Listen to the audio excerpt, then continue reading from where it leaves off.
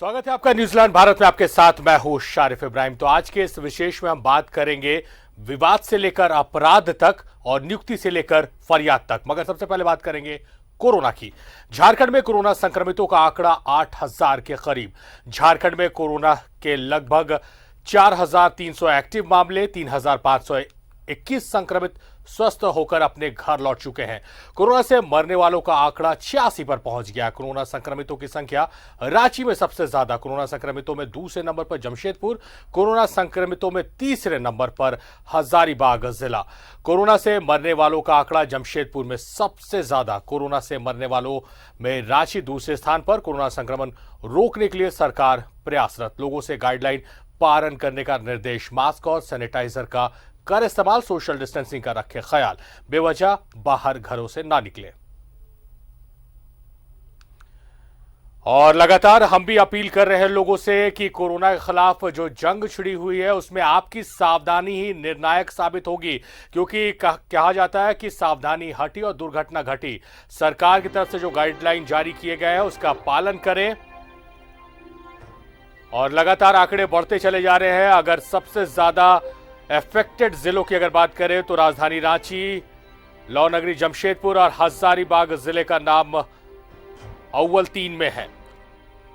मौत में सबसे ज्यादा आगे जमशेदपुर है और संक्रमित मरीजों की संख्या में सबसे पहले पायदान पर राजधानी रांची है। हालांकि स्वास्थ्य विभाग, सरकार और जिला प्रशासन की तरफ से तैयारियां की जा रही हैं। आज ही मुख्यमंत्री ने निरीक्षण किया है नए कोविड सेंटर्स का और ज्यादा से ज्यादा बेड बढ़ाने का निर्देश दिया है, जिस वजह से मरीजों को किसी तरह की परेशानी ना हो। तो सरकार अपना काम कर रही है। अब ऐसे में जरूरत है कि हम और आप अपने दायित्व को निभाएं, यानी कि जो गाइडलाइंस जारी की गई सरकार की तरफ से उसका पालन करें। घर से जब भी बाहर निकले मास्क लगाएं, प्रॉपर सैनिटाइजेशन का इस्तेमाल करें, थोड़ी थोड़ी देर पर हाथ को अच्छे से धोते रहें जिससे संक्रमण से बचा जा सके। बेवजह घरों से बाहर ना निकले, बेवजह अपने आंख, नाक और मुंह को हाथों से ना छुएं।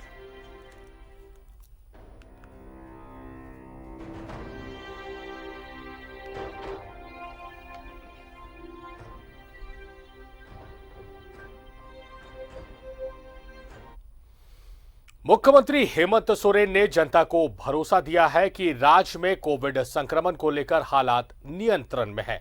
कोविड बेड की संख्या 3 से 4 हजार बढ़ाने की योजना पर सरकार काम कर रही है। सीएम ने आज विस्थापित कॉलोनी और खेलगांव के कोविड सेंटर का निरीक्षण किया।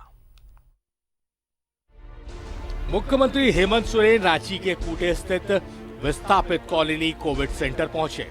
वहां उन्होंने इंतजाम का बारीकी से जायजा लिया। वहां पहले से 82 पॉजिटिव मरीजों को रखा गया है। उसके बाद मुख्यमंत्री खेलगांव स्थित प्रस्तावित कोविड सेंटर पहुंचे और निरीक्षण किया। इस दौरान उन्होंने कहा कि स्थिति पर उनकी निगाह बनी हुई है। मामले बढ़े हैं क्योंकि जांच का दायरा बढ़ा है। जैसे कि आपको मालूम है इस कोरोना का संक्रमण धीरे धीरे बढ़ रहा है और वो इसलिए ऐसा लग रहा है क्योंकि सरकार ने राज्य में कोविड टेस्टिंग की प्रक्रिया तेज कर रखी है। पहले तो बहुत ही कम टेस्ट हुआ करता था तो मरीज भी नहीं मिलते थे, पॉजिटिव भी नहीं मिलते थे। और अब चूंकि इतने बड़े पैमाने में 8,000 9,000 प्रतिदिन टेस्ट हो रहे हैं तो उसमें निश्चित रूप से लोगों को चिन्हित होना लाजमी है। मुख्यमंत्री के साथ इस निरीक्षण में मुख्य सचिव सुखदेव सिंह, स्वास्थ्य सचिव नितिन मदन कुलकर्णी और रांची के डीसी छवि रंजन उपस्थित रहे। मुख्यमंत्री ने कहा कि आने वाले समय में 3 से 4 हजार बेड वाले कोविड अस्पताल का लक्ष्य लेकर काम किया जा रहा है। जो लोगों में एक डर भय है कि अस्पतालों में बेड की कमी है, तरह तरह की अफवाहें उड़ाई जाती है, वो अपनी जगह है, लेकिन सरकार इस संक्रमण में सभी पहलुओं पर पैनी नजर रखी हुई है। और आने वाला समय में एहतियातन के तौर पर राज्य में किसी तरीके का कोरोना संक्रमित मरीजों को कोई दिक्कत ना हो, इसके लिए हम लोग उनके रखरखाव के लिए जगह चिन्हित कर रहे हैं। निरीक्षण के समय मौजूद रांची के सिविल सर्जन के मुताबिक अभी तक रांची में कोविड बेड की संख्या 14 से 1500 कर ली गई है और स्थिति पूरी तरह से नियंत्रण में है। कैमरामैन सुशील के साथ Shahnawaz Akhtar, news 11 Bharat, Ranchi. Corona virus के बढ़ते संक्रमण के बीच रिपोर्ट का चक्कर मरीज और उनके परिजनों के लिए परेशानी का सबब बन गया है। पहले लंबी लंबी लाइन में लगकर सैंपल दीजिए, फिर रिपोर्ट के लिए बाबुओं के कार्यालय का चक्कर लगाइए। देखिए इस रिपोर्ट में पूरा माजरा। ये है मोहम्मद आबिद मंसूरी, रांची जिले के इटकी के रहने वाले हैं। इनकी पत्नी रूही परवीन ब्रेन ट्यूमर की समस्या से जिंदगी मौत से लड़ रही है। डॉक्टरों ने पहले कोरोना जांच कराने को कहा। भागे दौड़े रिम्स के ट्रॉमा सेंटर पहुंचकर 22 जुलाई को अपनी पत्नी का सैंपल तो दे दिया, लेकिन रिपोर्ट कब मिलेगी इन्हें नहीं मालूम। बार बार रिम्स में रिपोर्ट के लिए चक्कर काट रहे हैं, लेकिन रिपोर्ट मिली नहीं है और पत्नी को बिना कोरोना जांच के कोई डॉक्टर बाबू देख नहीं रहे हैं। नहीं मिलने से वही इलाज सही से नहीं हो पाएगा। ऑपरेशन मेरा जो बोला है उसमें नहीं हो पाएगा। हमको रिपोर्ट नहीं दे रहा है। अपने ब्रेन ट्यूमर का ऑपरेशन कराना है, सही से मेरा काम नहीं हो रहा है। आज भी गए 10 बजे, आज 25 तारीख, तो भी वही बात मैटर किया। और जब डॉक्टर पास बोले तो डॉक्टर लिख के भेजा कि जाओ तुमको दे देगा एक कॉपी प्रूफ के लिए, तो भी नहीं दिया। उसमें ट्रॉमा सेंटर भेज दिया। ट्रॉमा सेंटर के अंदर गए तो ट्रॉमा सेंटर बोल रहा है कि आपको मिलेगा डेंटल में। ऐसा ही हाल चक्रधरपुर के रहने वाले सिकंदर लोहार का भी है। अपनी 1.5 माह की बच्ची की जांच के लिए 22 जुलाई को सैंपल तो दे दिया, लेकिन रिपोर्ट नहीं मिली है। बच्ची रिम्स के न्यूरो सर्जरी विभाग में एडमिट है। ट्यूमर के इलाज के लिए आए थे, लेकिन बिना रिपोर्ट डॉक्टर बाबू इन्हें देख भी नहीं रहे हैं। जबकि कॉल सेंटर से बार बार कॉल पर बताया जा रहा है कि उनकी बच्ची कोरोना संक्रमित है। वहाँ से 5 किलोमीटर दूर है बैका गांव। वहाँ से हम लोग को चैवासा से रेफर दिया है रिम्स में। रिम्स में हम लोग का ऑपरेशन होगा बोल के आए हैं। सब कुछ जांच करवा लिए। कोविड का नहीं हुआ था, उसीलिए हम लोग का रुका हुआ था। ठीक है बोल रहे और रिपोर्ट तो नहीं दे रहा है। जाहिर है कोरोना वायरस के बढ़ते संक्रमण के बीच जांच की रफ्तार बढ़ी जरूर है, लेकिन रिपोर्ट के लिए लोग बार बार बाबू के कार्यालय का चक्कर काट रहे हैं। इन सब के बीच रिम्स के कई संक्रमित पॉजिटिव मरीजों की रिपोर्ट नहीं मिलने के कारण डॉक्टर उनका इलाज नहीं कर पा रहे हैं। रांची से न्यूज़ 11 भारत के लिए सहयोगी अरविंद के साथ सत्यव्रत किरण की रिपोर्ट। तो सावधानी जरूरी है और इस तमाम मसलों पर हम चर्चा करेंगे, मगर पहले अब ग्राफिक्स के माध्यम से अपने दर्शकों को हम बताते हैं कि झारखंड में कोरोना संक्रमण का क्या कुछ सूरत हाल है। 4300 एक्टिव मामले हैं, 3521 संक्रमित मरीज ठीक होकर अपने घर लौट चुके हैं। कोरोना से मरने वालों का आंकड़ा 86 पर पहुंच गया है। रांची में कोरोना पॉजिटिव मरीजों की संख्या सबसे ज्यादा है। दूसरे नंबर पर है जमशेदपुर शहर और तीसरे नंबर पर है हजारीबाग। वहीं मौत की बात करें तो सबसे ज्यादा मृत्यु कोरोना संक्रमण की वजह से जमशेदपुर में हुई है। सबसे अधिक आंकड़ा जमशेदपुर का है। तो वहीं रांची दूसरे स्थान पर है और सरकार अपने स्तर से कई प्रयास कर रही है। ऐसे में ज़रूरत है कि हम तमाम जो नियम, कायदे, कानून हैं, जो गाइडलाइंस हैं, उसका पालन करें। ये आप पर और हम पर निर्भर करता है। हमें किसी सख्ती का इंतज़ार करने की आवश्यकता नहीं है, क्योंकि सावधानी हम अपने लिए, अपने प्रियजनों के लिए, अपने परिजनों के लिए बरत रहे हैं और इसे बरतते रहने की आवश्यकता भी है। और जो चीज़ें करनी हैं आप जानते हैं, आप बेहद समझदार हैं, मगर फिर भी मैं एक बार दोहरा दूं कि मास्क पहनना है, अनावश्यक घरों से बाहर ना निकले। अगर घर से आप बाहर निकल रहे हैं, बहुत ज़रूरी है, तो सोशल डिस्टेंस का पालन करें। सैनिटाइजर का इस्तेमाल करें, हाथ को लगातार धोते रहे। बिना आपके सावधानी के इस जंग को जीतना बेहद मुश्किल है। बिना वजह अपने हाथ को आंख, नाक और मुंह तक ना ले जाएं। भीड़ भाड़ में जाने से बचें और कहीं भीड़ भाड़ अगर हो भी रही है तो आप इसका विरोध करें, जिला प्रशासन को इसकी जानकारी दें।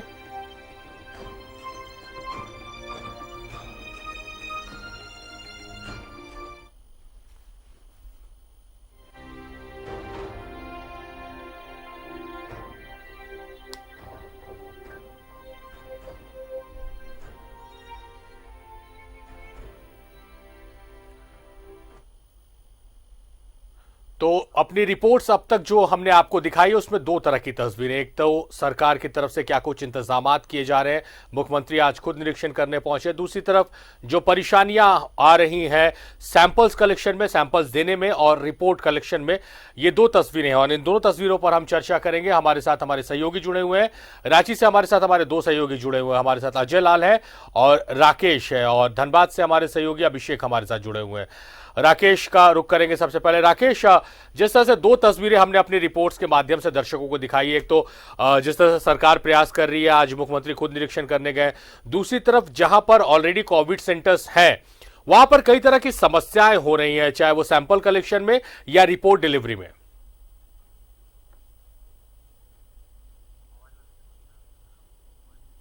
मान रही है कि कुछ कमियां हैं जिसे दुरुस्त करने की कोशिश लगातार सरकार के मार्फत की जा रही है। आपने देखा होगा कि आज खुद मुख्यमंत्री विजिट करने पहुंचे थे जो खेलगांव में 640 बेडों का जो कोविड अस्पताल जो बन रहा है उसका वो निरीक्षण करने पहुंचे। और मुख्यमंत्री ने एक बात स्पष्ट तौर पर कही है कि जिस बात को लेकर विपक्षी खेमा ये दुष्प्रचार कर रहा है कि राज्य में बेड की कमी है, तो ऐसी हालात नहीं है। राज्य में बेड की कमी नहीं है, बेड पर्याप्त मात्रा में है। और जिस तरीके से संक्रमण का खतरा बढ़ा है, लगातार संक्रमण की संख्या, संक्रमित मरीजों की संख्या लगातार बढ़ रही है, तो उसके पीछे कहीं ना कहीं एक बड़ी वजह है कि लोग अब आगे आकर खुद जांच करा रहे हैं। जिनको भी थोड़ी बहुत शक हो रहा है, जिनको भी लगता है कि उनके अंदर में थोड़ी सिम्टम्स हैं, वैसे लोग अब खुलकर बाहर आ रहे हैं और अपने परिवार की, अपने लोगों की हिफाजत के लिए वो खुद अपनी जाँच करा रहे हैं। तो यही वजह है कि संक्रमितों की संख्या जो है वो लगातार बढ़ती जा रही है। दूसरी तरफ जो बातें निकल कर आ रही थी कि बेड की कमी है, हालांकि ऐसे एक्सीडेंट्स जरूर देखने को मिले हैं। शारीफ रिम्स में भी इस तरीके की बातें आई है कि कई लोग घंटों इंतजार करते रहे कोविड संक्रमित लोग कि उनको बेड मिलेगा, लेकिन बेड अंततः नहीं मिला। कई अस्पतालों में उनको घूमना पड़ा, चाहे वो पारस गए, फिर इसके अलावा सीसीएल गए, फिर बनहोरा में जो कोविड सेंटर बनाया गया है वहाँ गए। तो इस तरह की परेशानियां लोगों के समक्ष आ रही है। जहाँ तक बात रिम्स की है तो रिम्स में बेसिकली उन लोगों को ज़्यादा रखने की बात कही गई है जिनकी स्थिति थोड़ी नाजुक है, थोड़ी क्रिटिकल सिचुएशन जिनकी है, उनको रखने की बात कही गई है। तो रिम्स से थोड़ी निराशा जरूर लोगों को मिल रहा है, लेकिन दूसरे अस्पतालों में व्यवस्था की गई है और यही वजह है कि लगातार इन व्यवस्थाओं में अब इजाफा सरकार की तरफ से किया जा रहा है। 640 बेड का नया कोविड वार्ड जो है वो खेलगांव में बनना शुरू हो चुका है, लगभग बन चुका है और आज खुद मुख्यमंत्री ने उसका जायजा भी लिया है। दूसरी जो सैंपल कलेक्शन को लेकर जो बातें आ रही है उसमें ज़रूर देर हो रहा है। कई लोगों को 8 दिन 10 दिन इंतज़ार करना पड़ रहा है अपने सैंपल देने के बाद, और इसको लेकर जो सत्तारूढ़ दल है उनमें भी नाराज़गी है। उनको भी लगता है कि स्वास्थ्य महकमे को इस मामले में तेज़ी लाना चाहिए, क्योंकि वैसे लोग जो अपना सैंपल दे चुके हैं उनमें ज़्यादा संक्रमण का खतरा है अगर वो बाहर निकलते हैं तो इससे बचने के लिए ये ज़रूरी है कि जो सैंपल दिए गए हैं उनकी रिपोर्ट जल्दी आए और लोगों का उपचार जल्द से जल्द शुरू हो। तो इन तमाम तरह की चीज़ें हैं जो दिख रही है परेशानियां, लेकिन सरकार के तरफ से जो लिमिट संसाधन है, आपको भी मालूम है केंद्र से बहुत सहयोग इस राज्य को नहीं मिल पा रहा है इस कोविड सिचुएशन में। बावजूद इसके सरकार अपने स्तर से प्रयास कर रही है और लगता है सरकार जिस तरीके से बातें मुख्यमंत्री की तरफ से साफगोई अंदाज में मुख्यमंत्री कहते हैं, ये आपको मालूम है शारिफ, उन्होंने इस बात को जरूर स्वीकारा कि कुछ कमी बेसी है, लेकिन उनकी कोशिश लगातार है कि इन तमाम तरह की जो कमियां हैं उसको किसी तरीके से कम किया जाए। जहां तक बेड कम की बात है, मुख्यमंत्री ने साफ कहा है कि राज्य में बेड की कोई कमी नहीं है। डॉक्टर्स थोड़े ज़रूर कम है, उन्हीं लिमिटेड संसाधनों के बीच में लोगों को कैसे बेहतर स्वास्थ्य सुविधा मिले, इस कोविड महामारी से लोग कैसे निकले। जी, जाहिर तौर पर सीमित संसाधन है और उसका इस्तेमाल करते हुए कैसे इस जंग को जीता जाए, प्राथमिकता ये है राज्य सरकार की, और आम जनता को इसमें सहयोग करना चाहिए। आम जनता की बात हुई है, अजय लाल के पास चलते हैं। अजय लाल, जिस तरह से आप लगातार फील्ड में निकलते हैं और शुरुआती दौर से जो सूरत हाल देखे, चाहे वो लॉकडाउन या अनलॉक की बात करें, अध्यादेश की बात करें, सख्ती की बात करें, तमाम चीजों को मिलाकर अगर बात करें तो फिल वक्त जनता के बीच में किस तरह की जागरूकता देखने को मिलती है? क्या हमारा, आपका, आम जनता का सहयोग पुलिस प्रशासन, स्वास्थ्य विभाग, सरकार को मिल पा रहा है? सबसे अहम बात यह है कि जो कोविड-19 का संक्रमण झारखंड में है, इस वक्त सबसे ज्यादा जरूरत भारत सरकार के गाइडलाइन की होनी चाहिए थी। लेकिन ऐसे ही नाजुक वक्त पर, जबकि संक्रमण का दौर बढ़ा है कई राज्यों में, भारत सरकार ने चुप्पी लगा रखी है। कहीं से पिछले 15-20 दिनों की आप बात करेंगे, कहीं से कोई नई जानकारी नहीं मिल पा रही है कि क्या कुछ किया जाना चाहिए, क्या कुछ होना चाहिए। देखिए, सावन भादों का महीना है, हम और आप बेहतर जानते हैं कि ये ऐसा वक्त होता है जब बारिश काफी होती है और वायरल फीवर भी बड़ी संख्या में लोगों को होती है। तो क्या हम यह मान लें कि तमाम जिनके घरों में वायरल फीवर वाले मरीज हैं, वो तमाम क्या कोरोना के पेशेंट हैं? इस मामले में भारत सरकार को आगे आकर बोलना चाहिए कि अभी सावन भादों का महीना चल रहा है, पूरे देश में मानसून चरम पर है, ऐसे मौके पर वायरल फीवर होते हैं, तो आपको क्या क्या सावधानी बरतनी चाहिए। हो ये रहा है सारिक कि 22 मार्च के बाद से हालिया कुछ महीनों में प्रधानमंत्री नरेंद्र मोदी के काफी स्पीच आए, तमाम तरह के जो WHO है उनका गाइडलाइन आया, भारत सरकार के स्वास्थ्य लाइन के कई गाइडलाइन आए, लेकिन उसके बाद से पूरी तरह से चुप्पी लगा दिया गया। तमाम राज्यों के भरोसे छोड़ दिया गया है कि आपके पास संसाधन है तो कोरोना से लड़िए, नहीं तो लोगों की जान सांसत में डालिए। आपको आगे आकर यह बताना चाहिए कि तमाम बुखार कोरोना फीवर नहीं है। और दूसरी बात यह भी कि एक अफवाह यह भी उड़ गई कि अब N95 मास्क काम करने के लायक नहीं है। 7 महीने तक ये मास्क की खरीदारी के लिए और बेचने के लिए आपाधापी बचती रही। जिनके चेहरे पर N95 मास्क होता था तो यह माना जाता था कि वो व्यक्ति संक्रमण से कम और लोगों के बनिस्बत थोड़ा सहूलियत में है। लेकिन अब ये कहा जा रहा है कि खादी का जो मास्क आ रहा है 1000 में 3 पीस, 999 रुपए में 3 पीस मास्क खादी का, कहा जा रहा है कि अब ये मुफीद है कोरोना वायरस से लड़ने के लिए। तो ये तमाम तरह के कंफ्यूजन भारत सरकार को आगे आके राज्य सरकार के पास, देखिए जितनी संसाधन हेमंत सोरेन के पास है, राज्य सरकार के पास है, तमाम चीजों से उपाय कर रही है सरकार, लेकिन ऐसे ही वक्त में भारत सरकार को आगे आकर खड़ा रहना चाहिए था कि, और यह भी देखेंगे सबसे अहम बात यह भी कि कहीं से भी कोई रिसर्च वर्क आपके पास नहीं है। कहा जा रहा है कि इतने मरीज ठीक हुए, आपको अगर आके बताना चाहिए कि ऐसे ऐसे मरीज थे, हमने ये दवा दिया, ऐसे मरीज ठीक हो गए।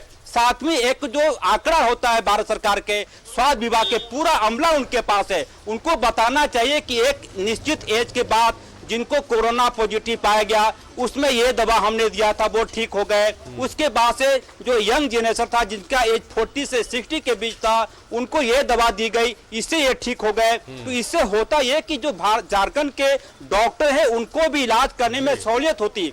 अभी हालात ऐसे हो गए हैं सारे कि हम और आप ईश्वर न करे वायरल फीवर भी किसी को हो जाए तो डॉक्टर छूने से मना करते हैं। ऐसे में अगल बगल पड़ोस के लोग ये जान जाते हैं कि अमुक व्यक्ति को फीवर है तो वो कोरोना का ही पेशेंट होगा और उससे ऐसे भागने लगते हैं जैसे मोहल्ला संक्रमित हो जाएगा। ये बात भारत सरकार को आगे आकर बताना चाहिए था कि तमाम अभी वायरल फीवर का भी सीजन पीक पर जा रहा है, तमाम बुखार कोरोना नहीं है, आप डरे नहीं, ये दवा प्रिकॉशन में ले सकते हैं, लेकिन तमाम चीजों का दवा की अगर जानकारी नहीं भी साझा की जाए तो मैं आपकी इस बात से इत्तेफाक रखता हूं कि आंकड़े तो जरूर बताने चाहिए, उससे एक पॉजिटिव संदेश जाता है, क्योंकि मृत्यु दर भारत में इसका दूसरा रूप देखने को मिल रहा है। मृत्यु दर के हिसाब से दूसरे देशों के अगर कंपैरिजन किया जाए तो हम बहुत बेहतर कंडीशन में हैं। धनबाद से हमारे साथ अभिषेक भी जुड़े हुए, अभिषेक का रुख करेंगे। अभिषेक, काफी महत्वपूर्ण मुद्दा उठाया है अजय लाल ने कि जिस तरह से केंद्र की तरफ से जो अभिभावक की भूमिका में जिसे अभी होना चाहिए उसकी तरफ से खामोशी है। बहरहाल अभी हम इस मुद्दे में नहीं जाएंगे, मगर जिस तरह से जो तैयारियों की बात है, तैयारियों को लेकर सरकार रेस है। रांची में आज बहुत पॉजिटिव तस्वीरें, बहुत पॉजिटिव संदेश सरकार की तरफ से आया। धनबाद की बात करें तो क्या बी प्लान की तैयारी की जा रही है? अगर संक्रमण बढ़ता है, ज्यादा मरीज बढ़ते हैं, तो उस वक्त क्राइसिस मैनेजमेंट के लिए कुछ इंतजाम आप देख पा रहे हैं? जी बिल्कुल, आपके सवालों का जवाब देने से पहले एक शेर हमें याद आ रहा है। जी। वो हम कहना चाहेंगे कि एक दिन हम घर से निकले, दिलों में कुछ अरमान थे। एक दिन हम घर से निकले, दिलों में कुछ अरमान थे। एक तरफ थी टूटी झोपड़ी, दूसरी तरफ शमशान थे। तभी पैरों तले एक हड्डी मिली, उसकी यही बयां थे, भाई जरा संभल के चल, हम भी किसी दिन इंसान थे। जी। इस दर्द के पीछे जो मेरा कहना है वो यही है कि अब हम इंसानों का लाश लगातार देख रहे हैं, जो किसी न किसी रूप में कोरोना से जान जा रही है या दूसरे बीमारियों से संक्रमित होकर जान जा रहे हैं, और हमारे आपके इसी राज्य के कोई ना कोई हमारे आपके बीच का है। और ये दर्द की इंतहा है इस वक्त में। शारिफ, मैं आपको बताऊं कि कई घर जिनके में कोई ना कोई चल बसा है इस कोरोना काल में, तो उसके दर्द को आप कह नहीं सकते हैं। जिसको कोरोना हो जा रहा है, आप उसके बारे में मानसिक स्थिति आप बयान नहीं कर सकते हैं। लोग लगातार मुझे फोन करते हैं कि साहब कोविड-19 अस्पताल में भर्ती हूं, यहाँ की हालत ठीक नहीं है। ये सही है कि इस वक्त में मुख्यमंत्री जी अपनी ओर से काफी कोशिश कर रहे हैं, और राज्य के स्तर पे आज जो आप लोगों ने रांची की तस्वीर दिखाया, विशेष रूप से जहां पे संक्रमित लोगों के इलाज के लिए जो उन्होंने विशेष व्यवस्था किया है, यहां भी धनबाद की जहां तक हम बात करें तो धनबाद में भी मुकम्मल इंतजाम के लिए अभी हाल में ही जो है बैठक जनप्रतिनिधियों के साथ उपायुक्त ने किया है, और उन्होंने अगले 6 माह का प्लान बनाया है। उसमें उनके प्लान बड़े स्तर पे हैं। धनबाद में अतिरिक्त बेड बनाने के लिए अगर 500 बेड आइसोलेशन सेंटर बनाने की शुरुआत हुई है, जिसमें भूली का क्षेत्रीय अस्पताल और झरिया के जो है जमाडोबा के पास वहां पे बनाए जाने की बीसीसीएल के सहयोग से। इसके अलावा अन्य भी जो सीएसआर के मद से जो भी धनबाद में बड़ी कंपनियां हैं, सरकारी पीएसयूज हैं, केंद्र सरकार के जो पीएसयूज हैं, चाहे वो डीवीसी हैं या अन्य संस्थान हैं, उन सभी के सहयोग से, रेलवे, इन सभी के सहयोग से सरकार जो है मदद लेकर एक बड़ा जो है कोशिश कर रही है। तो ये जिला प्रशासन की कोशिश अपनी ओर से हो रही है, लेकिन यही है एक सवाल कि जो कोशिश हम अब कर रहे हैं, ये तैयारी हमें बहुत पहले मुकम्मल कर लेनी चाहिए, क्योंकि हालात अब बेकाबू होते जा रहे हैं। आज की ताजा रिपोर्ट बता दें कि धनबाद में आज 17 नए मरीज मिले हैं, और धनबाद में इस प्रकार से जिले का कुल संक्रमण की संख्या जो है वो 506 हो गई है। और हालांकि ठीक होने वाले के आंकड़े भी कम नहीं है, अगर कहें तो संक्रमण से ठीक होने वाले के आंकड़े 371 है। लेकिन बड़ी खबर शारिफ आपको बताऊं कि धनबाद समाहरणालय जो है वो 2 दिनों के लिए बंद हो गई, मतलब 28 तारीख तक वो बंद रहेगी। धनबाद समाहरणालय ही नहीं बल्कि सदर एसडीओ का जो कार्यालय है, एसडीएम का जो कार्यालय है, वो भी सटा हुआ है, उसे भी बंद कर दिया गया। उसका कारण क्या है कि धनबाद जिला कोषागार कार्यालय का एक व्यक्ति जो है संक्रमित, एक कर्मचारी संक्रमित निकला है, और उसके कारण सुरक्षा एहतियात अभी जिला प्रशासन ने आदेश जारी किया है कि धनबाद समाहरणालय और एसडीएम कार्यालय जब तक सैनिटाइज नहीं हो जाता नगर निगम द्वारा, तब तक इस कार्यालय को फिलहाल 2 दिनों के लिए इसको बंद किया जा रहा है। तो 28 तारीख तक ये बंद रहेंगे। ये ताजा अपडेट है। अब आप कहेंगे कि हालात इस वक्त में क्या है धनबाद में, तो कोविड-19 अस्पताल हमारे पास 100 बेड का था, जो 110 बना दिया गया है। 100 अतिरिक्त तो अगर कहें तो कोविड डेडिकेटेड जो है केयर सेंटर हमारा जो कैथलैब बना हुआ है पीएमसीएच का, उसको बना दिया गया है। इसके बाद भूली को वहां पे तैयारी चल रही है। तो प्रशासनिक तौर पे तैयारी है, लेकिन एक बात और है कि अब हम सबको भी ये ध्यान देना होगा कि सब कुछ प्रशासन के भरोसे रहेंगे तो काम नहीं चलेगा, ये तय मानिए। क्योंकि अगर हमको कोरोना से बचना है तो खुद से आपको एहतियात बरतना होगा, क्योंकि ये संक्रमण का दायरा काफी तेजी से बढ़ रही है। और देखिए, एक सज्जन ने मेरे पास अभी जस्ट थोड़ी देर पहले ही मैसेज किया है, और उनके मैसेज में जो बातें हैं वो बहुत गंभीर है। उन्होंने मैसेज में लिखा है कि जनवरी में कोरोना जो है चीन में था, दुनिया में नहीं था। फरवरी में कोरोना दुनिया में था लेकिन देश में नहीं था। मार्च में कोरोना देश में था, राज्य में नहीं था। अप्रैल में कोरोना राज्य में था, जिला में नहीं था। मई में कोरोना जो है जिला में रहा, शहर में नहीं था। जून में कोरोना शहर में भी आया और मोहल्ले में भी पहुंचा, और जुलाई में कोरोना जो है मोहल्ले से अब घर में पहुंच रहा है। अगस्त में कोरोना आपके घर पे दस्तक दे सकता है। ऐसे में सबसे ज्यादा है कि सुरक्षित रहिए, मास्क पहनिए, सोशल डिस्टेंस का पालन करिए। जाहिर तौर ये पर मैसेज ऐसे काफी संदेश जो है कहीं ना कहीं इसलिए लोगों को मैंने कहा। जागरूक करते हैं और आवश्यकता है भी इस बात की कि जागरूक आप हो, क्योंकि अगर जागरूकता की कमी होगी तब आप खतरे को आमंत्रित कर रहे हैं, ये साफ देखने को मिल रहा है। हमारे साथ हमारे और भी सहयोगी जुड़े रहे, हमारे साथ जमशेदपुर से प्रभात भी जुड़े हुए हैं और देवघर से हमारे साथ मनीष जुड़े हुए हैं। मनीष, जिस तरह से अभी जो चर्चा हो रही है कि सरकार, जिला प्रशासन, स्वास्थ्य विभाग अपने स्तर से तैयारी कर रही है, हम आप आम जनता कितना जागरूक है और कितना हम सहयोग कर रहे हैं, ये उसका वक्त है। क्या देवघर में, रांची, धनबाद के बनिस्बत जागरूकता दिख रही है जनता में?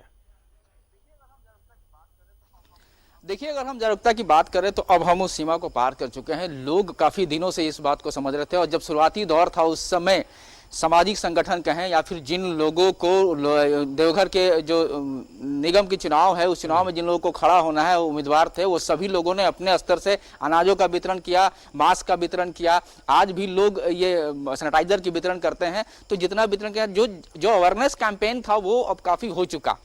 अब यही एक है कि लोग जागरूक नहीं है या फिर कोरोना को नहीं समझ रहे हैं या फिर सोशल डिस्टेंसिंग को नहीं समझ रहे हैं, तो ये सीधी सी बात है कि कुल्हाड़ी पे पैर मारने वाली बात है।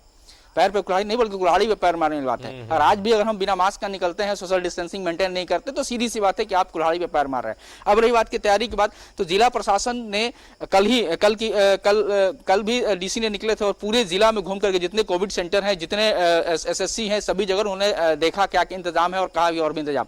तो तैयारी रही है, लेकिन बाकी जिलों के मुताबिक यहाँ आंकड़े कुछ संतोषजनक रहे हैं। कल ही 25 लोग का निगेटिव निकला है। लोग आ रहे, संक्रमित हो रहे हैं, लेकिन उनका फिर निगेटिव भी आ रहा है, क्योंकि इम्यूनिटी सिस्टम, इसका मतलब है कि यहाँ पे ज्यादा है, और या फिर कह सकते हैं कोरोना का जो वायरस है जो इस इलाके में है वो थोड़ा कमजोर है। लेकिन कल भी सिर्फ हमने ये बात कही थी कि लोग मानसिक रूप से प्रताड़ित इस बात को लेकर के हैं कि रिपोर्ट दिए हुए 10 दिन हो गया, आज तक रिपोर्ट नहीं आया। अभी हम लोग मंदिर से लाइव कर रहे थे, वहां पुरोहित लोगों ने हमने पकड़ लिया, भाई आपने हमें दिखा दिया न्यूज में कि हमारा स्वाब लिया गया है, लेकिन आज तक स्वाब का रिपोर्ट नहीं आया। सभी जगह से उन्हें फोन आ रहा है कि आपका क्या हुआ, क्या रिपोर्ट आया। तो ये एक स्थिति है, बहुत गंभीर स्थिति है, यहाँ से निकलना होगा। सरकार को हम लोग बार बार इस बात को कह रहे हैं कि इसको इस ओर जरूर आना होगा, ये बहुत सबसे जरूरी चीज है। और अहम बात है अवेयरनेस को लेकर के, तो गार्जियन जब तक अवेयर नहीं होंगे, जब तक अपने बच्चों को, जो यंगस्टर हैं, जो बाइकर्स हैं, एक पे 3-3, एक पे 4-4 घूमते हैं, ये गार्जियन को इस बात को लेकर सुनिश्चित करनी होगी कि तुम कहां निकल रहे हो, किस लिए निकल रहे हो, तुम्हारे पास सैनिटाइजर है या नहीं, या बेवजह तुम निकल रहे हो और तफरी के लिए। तो इस लेवल पर दूसरी जो बात हम आपको बताना चाहेंगे कि जो नीचे बैठ के जो फुटपाती दुकानदार हैं, जो फल सब्जी जो बेच रहे हैं, वहां हम लोग देखते हैं तो पूछते हैं तो सैनिटाइजर है, कहते हैं कि नहीं सैनिटाइजर नहीं है। तो अगर समाज सेवी बांट भी रहे हैं, अगर फेसबुक पर डालते हैं कि मैंने इतना वितरण किया, तो जरूरी इस बात की है कि जमीन पे वहां जाके बांटे जिनको जरूरत है, जो खरीद नहीं सकते हैं या फिर खरीदते नहीं है। ये जरा जरूरी है, ये सबसे बड़ी आज के दिन में ये सबसे बड़ा जरूरी है। और रिपोर्ट जल्द से जल्द सरकार मुहैया कराए ताकि लोग मानसिक प्रताड़ना में नहीं रहें, वो घर में आइसोलेटेड भी नहीं है, वो बाहर भी नहीं निकल रहे हैं। लेकिन ये स्थिति है, कड़ी टूटेगी तब जब हमारे पास रिपोर्ट रहेगा, तस्वीर सामने रहेगी कि कितने लोग हैं, कितने संक्रमित नहीं है। ये बहुत जरूरी चीज है। और रजलाल जी ने बहुत कहा कि जो मौसम चल रहा है उसमें कई तरह की बुखारें आएंगी। यहाँ भी लोग, डॉक्टर यहाँ भी डरते हैं। कई ऐसे मौतें हुई हैं जो रिकॉर्ड में नहीं आया है कि उसकी वजह कोरोना थी या नहीं थी। एक सब्जी वाले के पिता की मौत हो गई, डॉक्टर ने उन्हें छुआ तक नहीं। तो मनीष, आपको हम रोकना चाहेंगे। तो आखिरी बड़ी खबर जो आपको हमने बताई है, इस स्थिति पे हम चर्चा कर रहे हैं कि बेड्स तो बढ़ाए जा रहे हैं, कोविड सेंटर तो बढ़ाए जा रहे हैं, मगर इंतजामात जो वहां पर है वो मुकम्मल देखने को नहीं मिल रहे। और इसी मसले पर चर्चा करने के लिए हमारे सहयोगी हमारे साथ जुड़े हुए हैं। हमारे साथ अजय लाल है, राकेश है, धनबाद से अभिषेक है और देवघर से मनीष है। राकेश का रुख करेंगे। राकेश, जो चिंता जिस पर हम चर्चा कर रहे थे वही देखने को मिला है कि सीसीएल अस्पताल में एडमिट नहीं लिया गया, बनौरा भेजा गया, वहां भी एडमिट नहीं लिया जा रहा। तो एक मरीज, उसके परिजन जो परेशान हो जाते रिपोर्ट आने के बाद, उनकी परेशानी दुगनी हो जाती है जब इस तरह की खबरें आती हैं। तो बिल्कुल स्वाभाविक है जारिफ, अगर इस तरह के हालात होंगे तो जो मरीज जो ठीक होने के लिए अस्पताल जा रहा है उसकी परेशानी और बढ़ जाएगी। ये खबर मुझ तक भी आई थी कि वो पहले सीसीएल अस्पताल पहुंचे, लेकिन वहां उनको एडमिट नहीं किया गया। उसके बाद वहां उनको बनहोरा रेफ़र कर दिया गया, लेकिन बनहोरा में भी उनको नहीं लिया। और जो जानकारी है कि वो बिल्कुल स्वस्थ नहीं है, उनमें कई तरह की समस्या है, कई तरह के रोगों से वो ग्रसित भी है। तो ऐसे में ज़रूरी था कि CCL को उनको लेना चाहिए था, हालांकि किस वजह से CCL ने उनको मना कर दिया। तो ये आमतौर पर ये समस्या देखने को मिल रही है सारी। हमने देखा कि हमारे कुछ पत्रकार मित्र भी जो है वो भी कोविड-19 की चपेट में आ जा रहे हैं और उनके साथ भी इस तरीके की दिक्कतें आ रही है। वो भी रिम्स गए, रिम्स में उनको भी नहीं लिया गया। तो ये परेशानी है और इसको कैसे दूर किया जाए, इस पर सरकार की चिंता होनी चाहिए। सरकार ने अपने स्तर से ज़रूर बेड बढ़ाने की बात कही है, लेकिन सिर्फ बेड बढ़ाने से नहीं होगा। इस तरह की चीज़ें अगर आती है, एक कोरोना पॉजिटिव को घंटों शिफ्ट होने के लिए अगर इंतज़ार करना पड़ता है, अगर एक जगह से दूसरी जगह से तीसरी जगह, फिर तीसरी जगह से चौथी जगह अगर उसको जाना पड़ता है, तो आप समझ सकते हैं कि मानसिक तौर पर कितना टॉर्चर होता है मरीज और परिजन। ये जाहिर तौर पर इस पर नजर देने की जरूरत है। अजय, ये समस्या काफी बड़ी है, बेड्स अस्पताल बढ़ रहे हैं, मगर जो अस्पताल काम कर रहे हैं उसमें कहीं ना कहीं कुव्यवस्था देखने को मिल रही है। देखिए सर, इस मामले में मुझे लगता है कि कुछ न कुछ जरूर ऐसी मजबूरी रही होगी, वरना इस राज्य में तमाम जो अब तक प्रयास हुए हैं उसमें कई कोरोना पेशेंट जो कोरोना पॉजिटिव थे वो स्वस्थ होकर बाहर निकले भी हैं। डॉक्टरों की अपनी मजबूरी रही होगी, अस्पताल की अपनी सीमा होती है। किसी भी मरीज को बेड से उठाकर जमीन पर रख दें और फिर किसी नए मरीज को भर्ती कर लें, ऐसा संभव नहीं होता। कई बार हम और आप चर्चा जरूर करते हैं, लेकिन अगले की मजबूरी की जानकारी नहीं होती हमारे पास कि किन परिस्थितियों में पेशेंट को लौटाया गया, चाहे वो रिम्स से लौटाया गया हो या फिर HEC के हॉस्पिटल से लौटाया गया हो या फिर जहां पर पारस हॉस्पिटल है या फिर CCL के हॉस्पिटल से। ये आपने सही कहा कि बेडों की संख्या बढ़ाई जानी चाहिए और उसके लिए प्रयास हो भी रहा है, लेकिन इन सब के बीच सारी एक बात जो सबसे अहम बात है कि देखिए, कोरोना से निपटने के लिए केरल सरकार का जो मॉडल है वो उसकी काफी चर्चा हो रही है। बेशक भारत सरकार इसकी चर्चा ना करे, लेकिन जो बातें छन कर आ रही है, केरल सरकार ने किया यह है कि जो भी ग्रेजुएट लड़के लड़कियां हैं उनको उन्होंने 1000 रुपए के मानदेय पर रखा है 2-3 महीने के लिए कि आप हमारे यहाँ स्वयंसेवी संस्था के रूप में काम करें, NGO के रूप में काम करें और आप हमें आंकड़ा ला कर दें कि अमुक मोहल्ले में कितने ऐसे लोग हैं जो शुगर के पेशेंट हैं, कैसे कितने ऐसे लोग हैं जो हार्ट के पेशेंट हैं, कैसे इतने लोग हैं। जो राज्य सरकारें अच्छा काम कर रही हैं उसको उतारना चाहिए अपने राज्यों में भी उन कामों को, अच्छे कामों को, मगर ये कहीं से जस्टिफाई होता नजर नहीं आता है अजय कि अस्पताल से मरीजों को इस संक्रमण के काल में लौटा दिया जाए, वजह चाहे जो भी रहे। बहुत बहुत शुक्रिया अजय आपका, आप हमारे साथ जुड़े। राकेश आपका भी शुक्रिया, धनबाद से हमारे साथ अभिषेक हमारे साथ जुड़े थे, उनका भी शुक्रिया, और मनीष आपका भी शुक्रिया महत्वपूर्ण जानकारियों के लिए। तो हम कोरोना संक्रमण पर बात कर रहे थे कि किस तरह से लोगों को परेशानियां हो रही हैं, अस्पतालों में व्यवस्था को और दुरुस्त करने की आवश्यकता है।